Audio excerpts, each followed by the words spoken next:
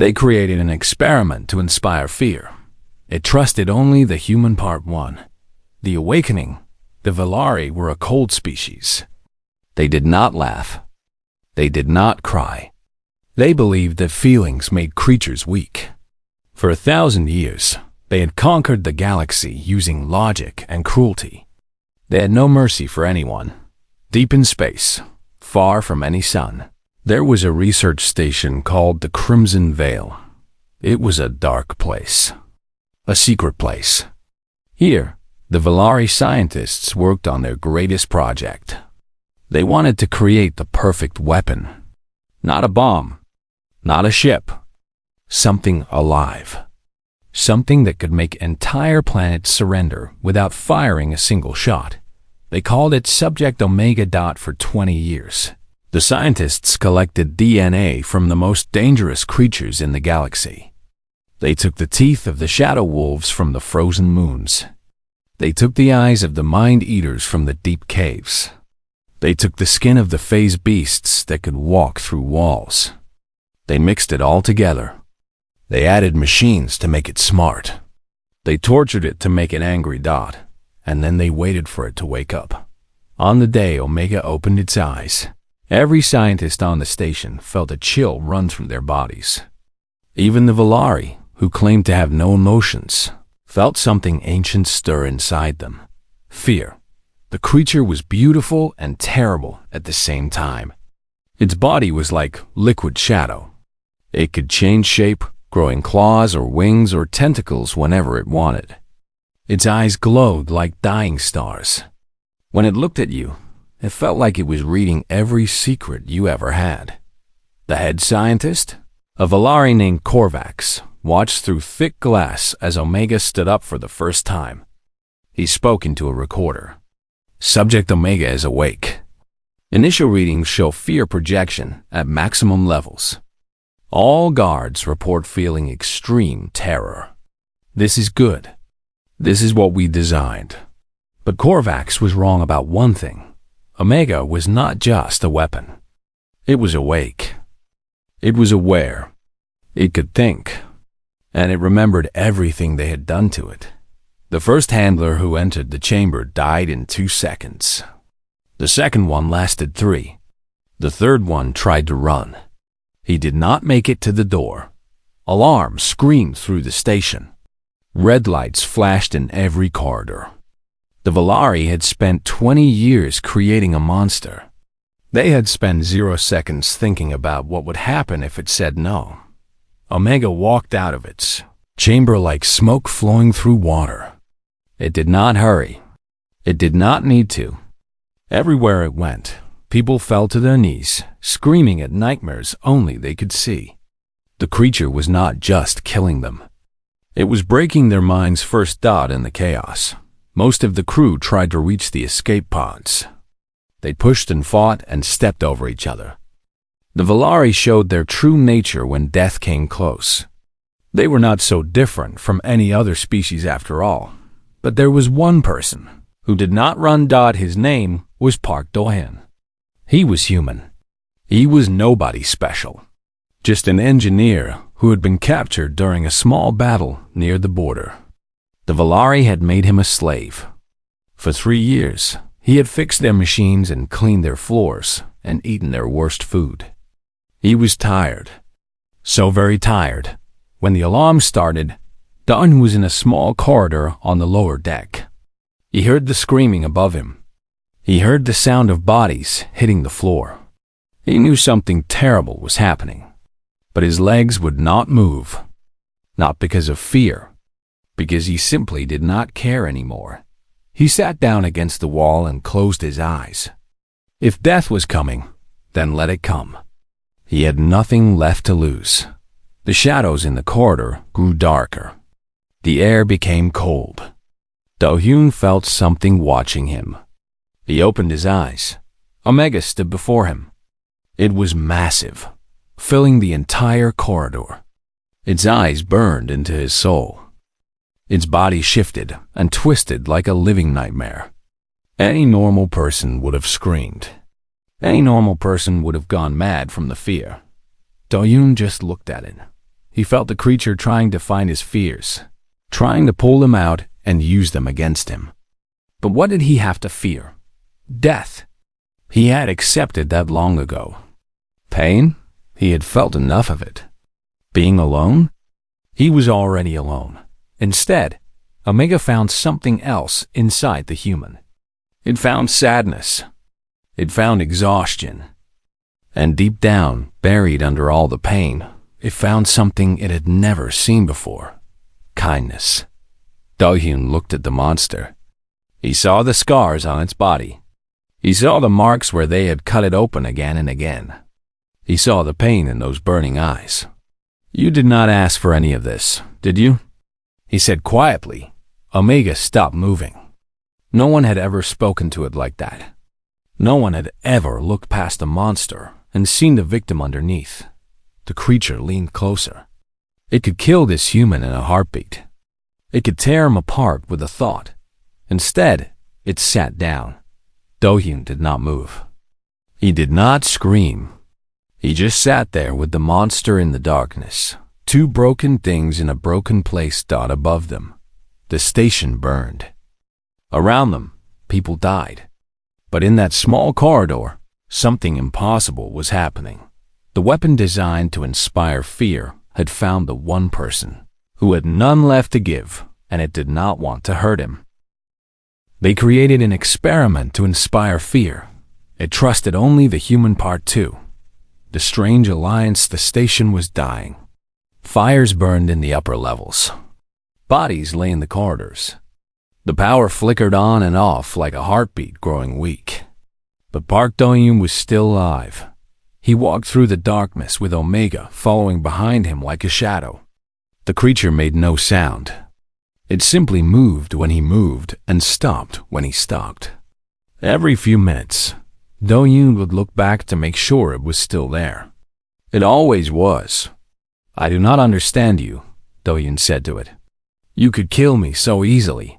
Why do you not?" Omega did not answer with words. It could not speak like humans did. Instead, something strange happened. Do-hyun felt a picture appear in his mind. It was like a dream, but he was awake. He saw himself through Omega's eyes. He saw how he looked when he had sat down in that corridor. He saw that he had no fear, no anger, no hate. Just tired acceptance dot, and he saw something else. He saw how that made Omega feel. Confused, curious, safe. Do-hyun stopped walking. "You can show me your thoughts?" Another picture came. This time, it was darker. Do-hyun saw the laboratory where Omega was born. He saw the scientists cutting into its flesh. He saw the machines that pump pain into its body day after day. He saw the loneliness, the endless, crushing loneliness of being the only one of its kind, created only to suffer, created only to make others suffer. Tears fell from Do-hyun's eyes. He had not cried in years. He thought he had forgotten how. "I am sorry," he whispered. "I am so sorry they did this to you." Omega moved closer. It did not touch him. It simply stood near him, like a child standing near a fire on a cold night. They continued walking together. An hour later, they heard voices. Do-hyun raised his hand and Omega stopped. He listened carefully. The voices were scared but not screaming. Survivors. He found them in a storage room. Two women had hidden themselves behind large metal boxes. One of them jumped up when she saw Do-hyun. She was human like him. Her name was Yuna, and she had been captured by the Valari while studying alien life on a research mission. "Another human," Yuna said with relief. "I thought I was the only one left.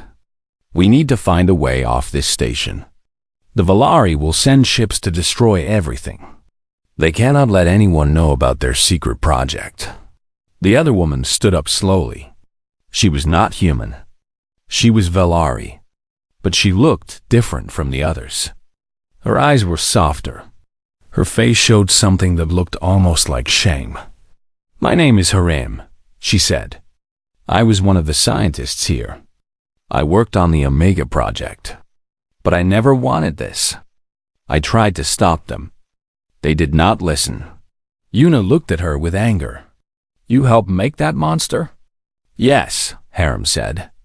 And I will carry that guilt forever. But right now, I want to help fix what I broke. I know this station. I know where the escape ships are. If you want to live, you need me. Dawn stepped into the room. Then we worked together. All of us. Yuna's eyes went wide. She was looking past him. What is that? Omega flowed into the doorway like liquid darkness. Its eyes glowed. Its body twisted and changed. Yuna screamed and fell backward. Even Harem, who had helped create the creature, took several steps away. Do not be afraid, Dahyun said calmly. It will not hurt you. How do you know that? Yuna shouted. Because it trusts me. And I trust it. The next few hours were tense. Yuna could not stop staring at Omega with fear. Harem studied it with scientific interest mixed with guilt. But Dahyun treated the creature like an old friend. He shared his small piece of food with it. He talked to it gently as they walked. He never showed fear or disgust. Omega responded to this kindness in ways no one expected. When Yuna tripped and fell, the creature caught her before she hit the ground.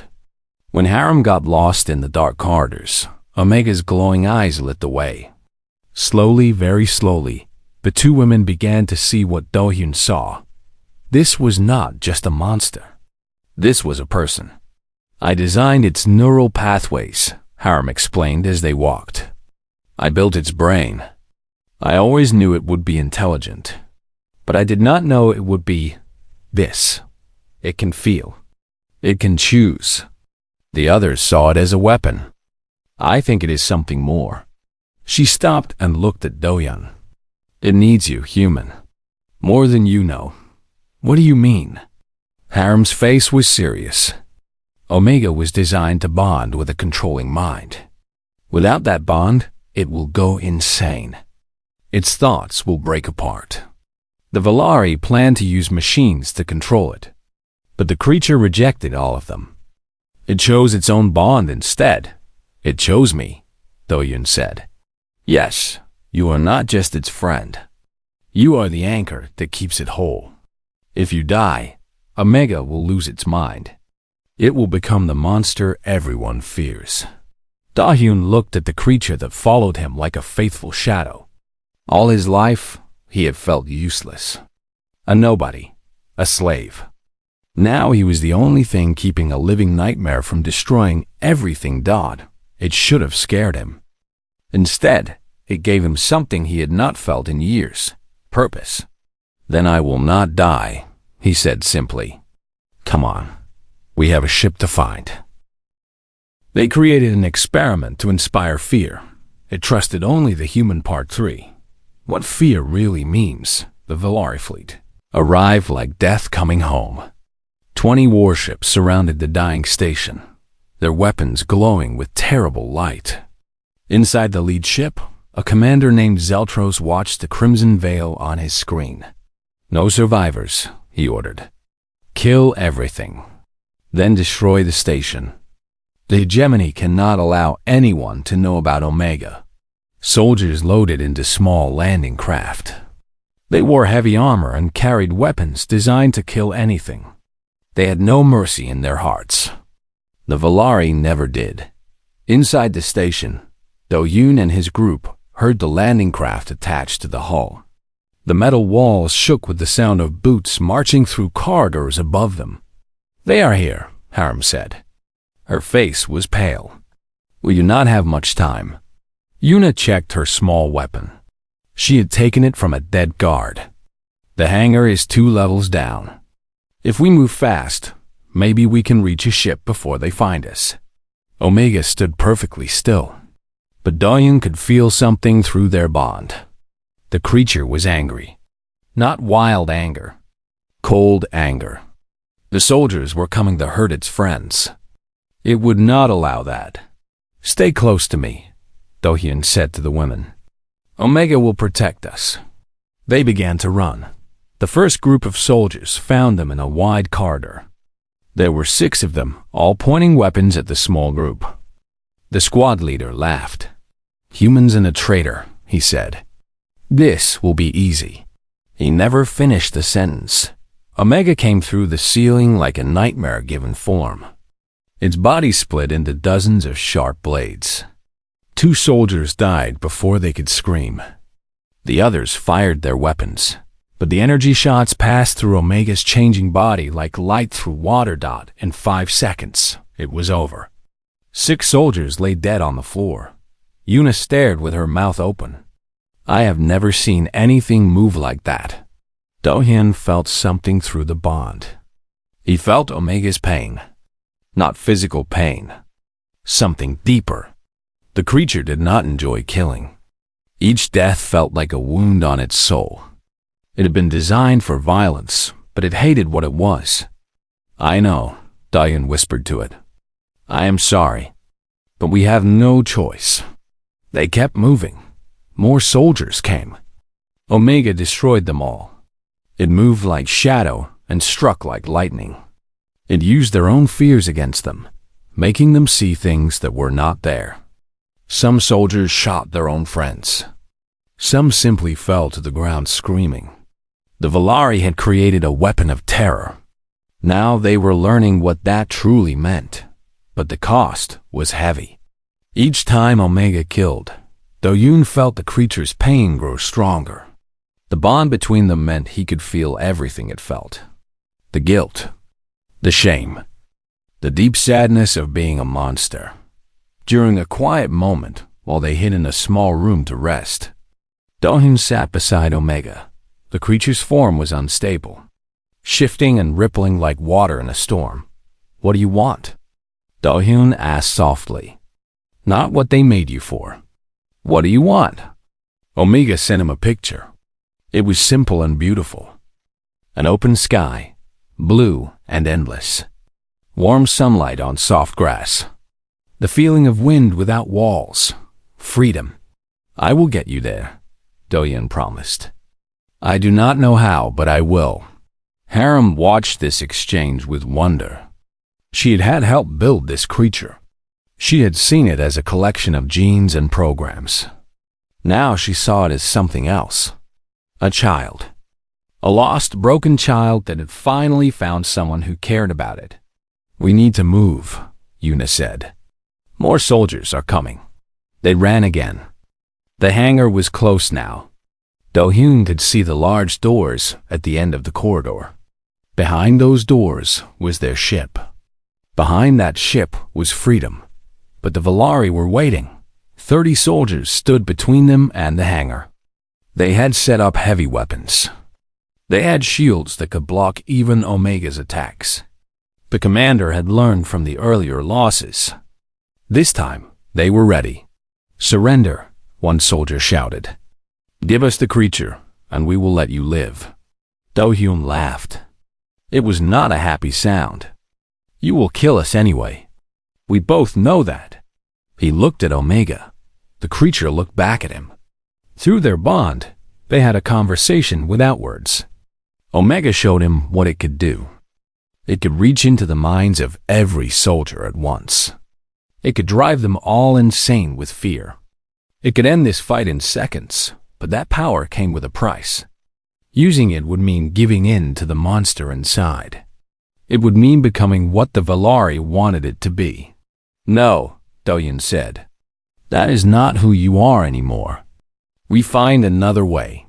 Harem stepped forward. "I know this station's systems. I can overload the power grid in this section. It will create a distraction." "Do it," Do-hyun said. Harem ran to a control panel. Her fingers moved quickly. Yuna raised her weapon, ready to fight.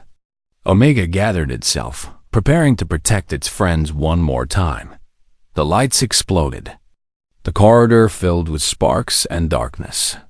The soldiers shouted in confusion. "Now!" Do-hyun yelled. They ran through the chaos. Omega cleared a path, moving without killing when it could, disabling soldiers instead of destroying them. Do-hyun felt the creature's relief. It could fight without losing itself. They reached the hangar. They reached the ship. Harem started the engines while Yuna sealed the doors. Omega flowed inside like smoke. Behind them, the soldiers recovered. They fired at the ship. Alarms screamed, but it was too late. The ship launched into space, leaving the dying station behind. They were free, for now. They created an experiment to inspire fear. It trusted only the human part 4. The price of humanity space was dark and cold and endless. The small ship flew through it like a tiny fish swimming through a black ocean. Behind them, the Valari warships turned and began to chase. Their engines burned bright with hate. "They are following us," Yuna said from the control panel. "Their ships are faster. They will catch us in 2 hours." Harem studied the star maps. There was a dead moon nearby. "If we can reach it, maybe we can hide." "Do it," Do-hyun said. "Take us there." The ship changed direction, but the warships changed too. They were not going to let Omega escape. The creature was too valuable. Too dangerous. Omega stood in the middle of the ship, its form shifting slowly. Do-hyun could feel confusion through their bond.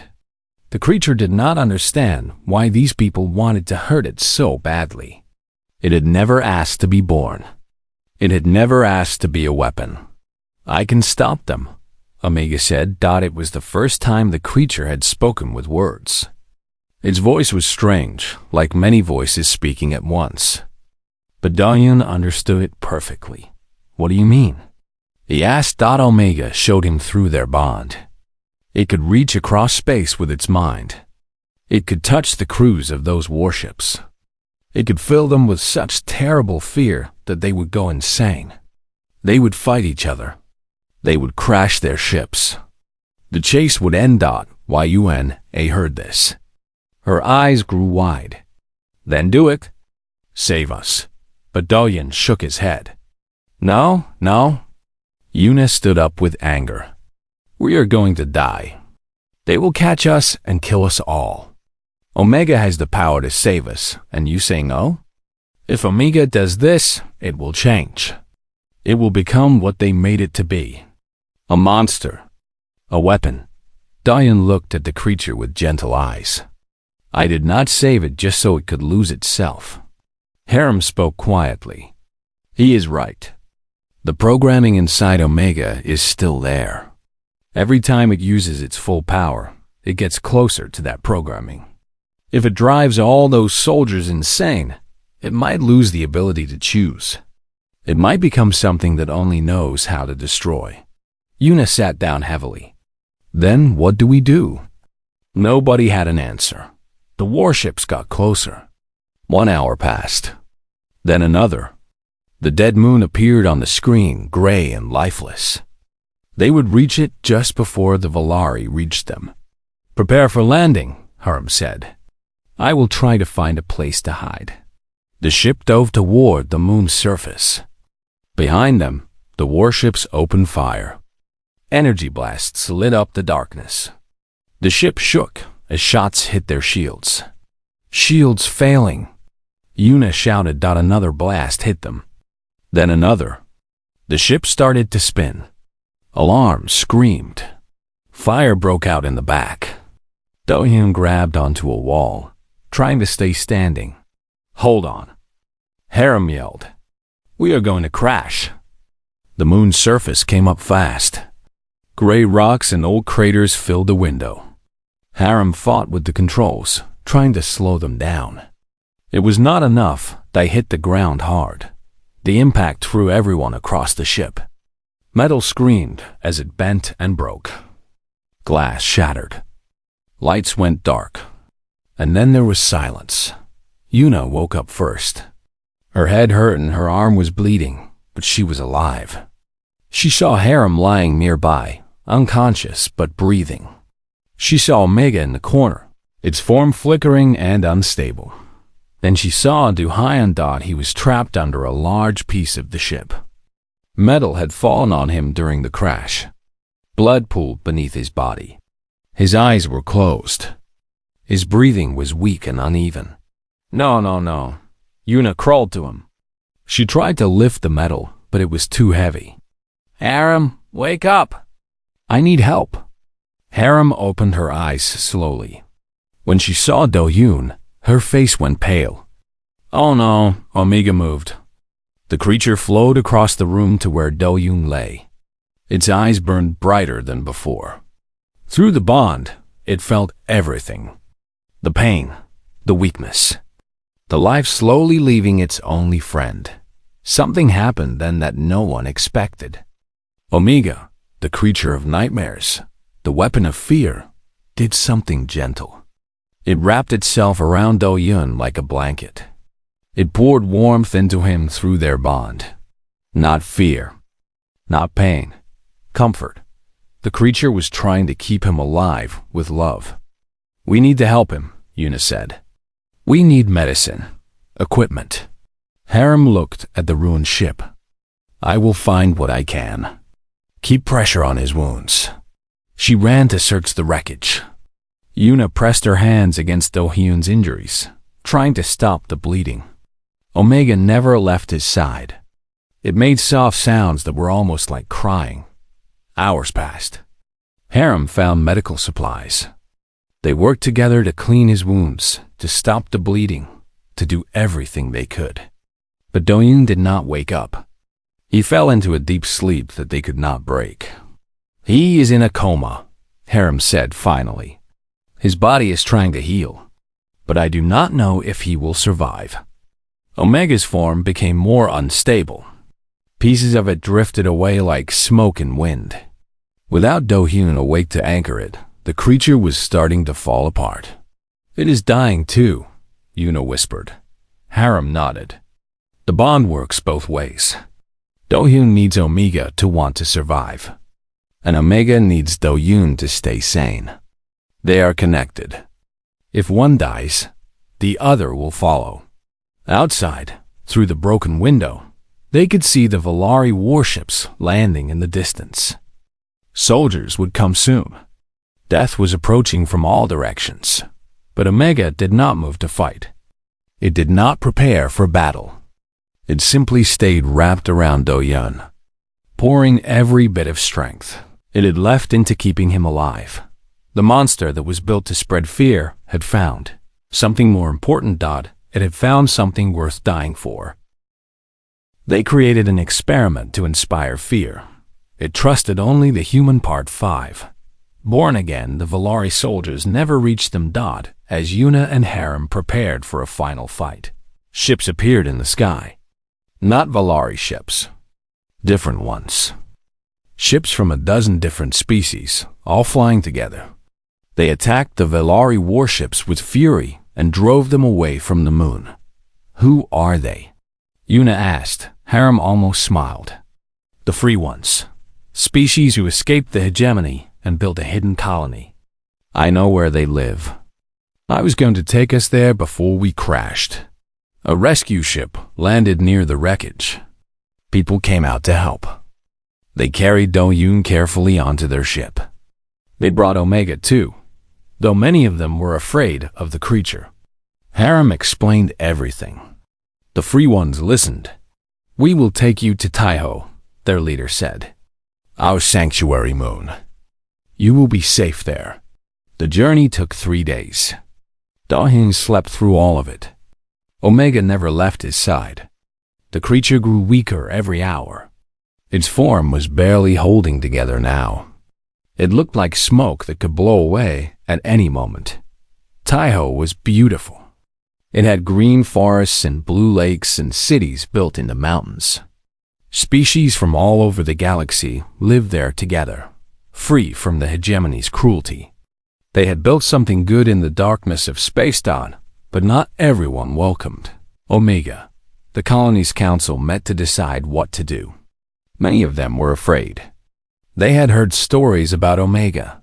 They knew what it was designed to do. It is too dangerous, one council member said. We should end its life while it is weak. If it recovers, it could destroy everything we built. Others agreed.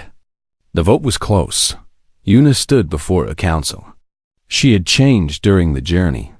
She was no longer afraid of Omega. She had watched it suffer for days, watched it give everything it had to save Do-Yun. She understood now. You want to kill it because it was made to be a monster, Yuna said. But being made for something and choosing something are different. Omega did not choose to be created. It did not choose to be a weapon. But it did choose to be gentle. It chose to protect instead of destroy. It chose to love instead of hate. She pointed toward the medical building where Do-Yun lay sleeping. That creature is dying right now because it will not leave a human side. It would rather fade away than abandon its friend. Is that a monster? Is that something we should fear? Or is that something we should try to understand? The council was silent. Harem spoke next. I helped create Omega. I know its design better than anyone. It was built for fear, yes. But it was also built to be intelligent. To learn. To grow. The Valari did not expect it to become a person. But it did. And now it deserves a chance to be more than what it was made to be. The vote happened. It was close. Very close. But in the end, the council decided to let Omega live. Days passed. Do-Yun did not wake up. Omega grew weaker and weaker. Its form could barely hold together. The doctors said both of them were dying. Yuna and Harem took turns sitting with them. They talked to Do-Yun, even though he could not hear. They hoped somehow their words would reach him. On the 7th day, something changed. Do-Yun's fingers moved. Just a little. Just a twitch. But Omega felt it through their bond. The creature's form stopped flickering. It grew a little more solid. Do-Yun's eyes opened. His voice was weak, barely a whisper. Where is it? Where is my friend? Omega made a sound.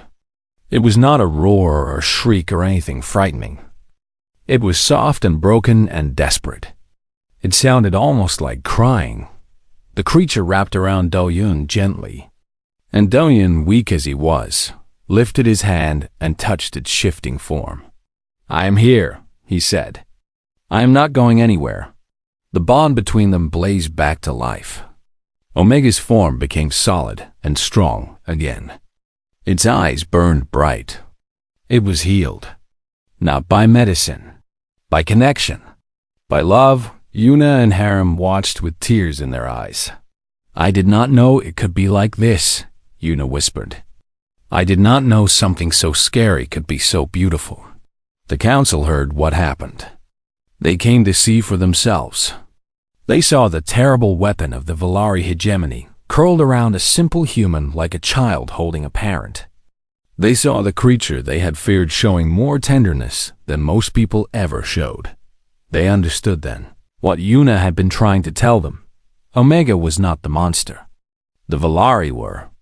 Omega was just a victim. A prisoner. A person trapped in a body made for destruction, but wanting something better. Months passed. Do-Yun recovered fully. He and Omega became symbols of hope for the free ones. They proved that anything could change. That anyone could grow beyond what they were made to be. That kindness was stronger than cruelty. The Valari hegemony still hunted them. They sent ships and soldiers and assassins. But Omega was no longer weak. And it had something to fight for now. One day, Do-Yun stood on a hill overlooking the sanctuary city. The sky was blue and endless. The wind was warm and gentle. Omega stood beside him, its form peaceful and calm. Is this what you wanted? Do-Yun asked, remembering the vision Omega had showed him long ago. The open sky? The freedom? Omega sent him a picture through their bond. But it was not just sky and wind and freedom. It was Do-Yun. It was Yuna and Harem. It was the people of Taiho. It was having a home. Having a family. Having a purpose that was not destruction. This is better, Omega said with its strange many-voiced speech. This is everything. Do-Yun smiled. He had been nobody once. A slave. a prisoner, a man with nothing to live for. Now he was the anchor for a living legend, the friend of a creature that entire armies feared. The proof that humanity was not about species or biology.